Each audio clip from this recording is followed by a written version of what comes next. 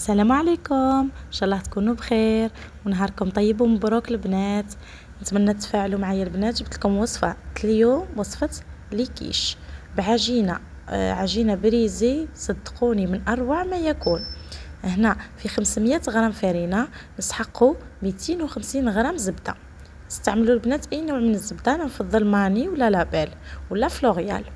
هنا عندنا تاني فنجان حليب وصفار بيضة وشويه ملح. ما نساوش نبسوا الفرينه كما راكم تشوفوا مليح مليح بدون عجن. وشوفوا الطريقه يا البنات كيفاش باش تجيكم لاباط بريزي مليحه. لازم يكون الحليب تاعك بارد. والعجينه بعد ما نكملوها كامل نحطوها تريح 10 دقائق في الثلاجه باش تبرد هذيك الزبده بعد ما عاودنا حكيناها في الفرينه وتعاود تحكم روحها مليح. شوفوا البنات الطريقه، شوفوا بسوا مليح مليح باش تدخلوا لا ماركارين هذيك في نص الفرينه. هذا السر تاعها يا البنات باش تجيكم مليحه. قلت لكم لازم تخليوها تبرد. وكي نلموها بالحليب خاطي بالماء العجينه تاعنا تجي طريه وبنينه بزاف.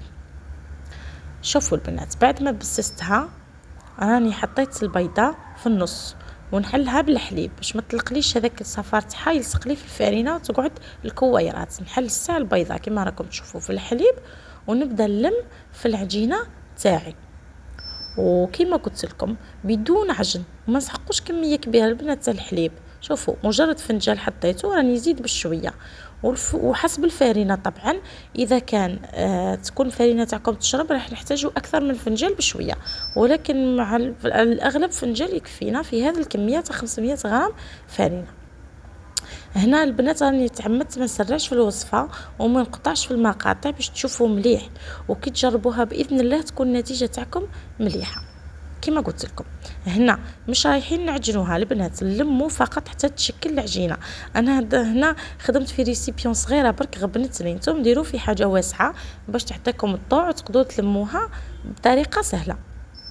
شوفوا البنات كي نخلصوا العجين تاعها نلموها كما قلت لكم، عفوا ما نعجنوهاش نلموها فقط.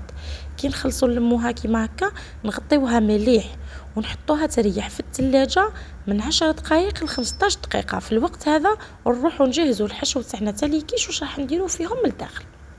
هنا كما راكم تشوفوا نجوزوا للحشو. واش نسحقوا باتي او اي حاجه تحبوها، ملح، فلفل اسود، زيتون خضر مقطع، معدنوس، فرماج ربي، 100 غرام حليب و100 غرام كريم فريش. هذا واش نحتاجو. نفرغوا السوائل في الريسيبيون في حاجه مع بعض ونزيدوا لهم حبه بيض. سامحوني نسيت حبه بيض مع الخليط. نزيدوا لهم حبه بيض ونخلطوهم مع بعضهم. والبنات هذه البقيه اللي هنا في الصحنه راهم مجرد اضافات، يعني اللي تحب تبدل اي حاجه ما تبقى اذواق للناس. الاضافات هادو تقدروا ديروا اي حاجه، سلق، لحم مفروم، مسكالوب، اي حاجه، باتي فومي ولا اي حاجه نتوما تكونوا تحبوها. هنا كي نخلطوا مليح الحليب والكريم فريش والبيضه نزيدوا الاضافات هادو نخلطوهم مليح المكونات. شوفوا البنات نزيدوهم كامل مع بعضها. مش حطينا هنا تاني الفرماج تبقى لكم اذواق، اللي تحب تحط فرماج ابيض، اللي تحب تحط كشما يبيس شاورما ولا كي تحطي الدجاج. صدقوني راح تجيكم بنه على بنه.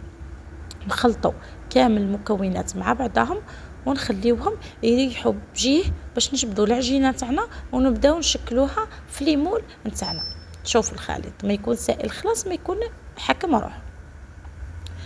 هنا نبعدوه ونجيبوا العجينه تاعنا نجبدوها بعد ما كانت ريحت في الثلاجه ونجيبوا ليمون. هنا نديروا ليمون اللي تحبوا، كاين مشرشفين كاين هذا، المهم هما يجيو اللي تحب كبير، اللي تحب ديرها على شكل كبيره كامل كما نقولوا كيش كبيره وتقسميها المثلثات كما تحبوا.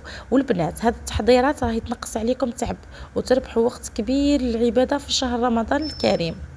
والله العظيم يعني كاين ناس تنتقد التحضيرات هذه وشو والله تحبوا ديروا العجينه هذه وتخليوها تما ما تحشيوهمش، خليوها فارغه وخبيوهم لشهر رمضان. هنا تعبدي تجبدي ديري الحشو تاعك وطيبي فقط.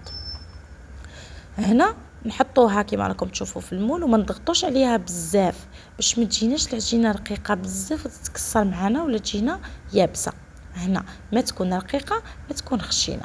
شوفوا معايا مليح. هاني خليت لكم يعني طريقة التشكيل باش تشوفوها مليح مليح. شوف هنا نكملوا، نزيد ندير معكم واحدة خلاف باش تشوفوا الطريقة جيدا.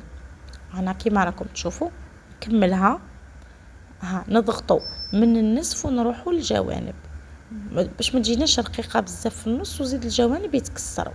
تسمى نحاولوا نعدلوا، هذه يعني للمبتدئات اللي ما يعرفوش يخدموا باش ما تجيهمش خشينه بزاف، ما تتكلش وتبقى خضراء من الداخل وما تجيش رقيقه تتكسر. شوفوا البنات هنا هاني خليت لكم بكل وضوح، ما حبيتش نقص خلاص في الفيديو باش تشوفوها مليح. ونكملوا كامل الكميه تاعنا اللي عندنا. شوفوا البنات انا قلت لكم كميه 500 غرام فرينه راهي تجيب لكم كميه كبيره ما شاء الله. انا راح نخدم معكم حبيبات برك، وانتم خبيو طيبوا العجينه وخليوها في الفريجيدار، وقت اللي تحتاجوا تشبدوا تعمروا وتحطوه في الفور يسخن.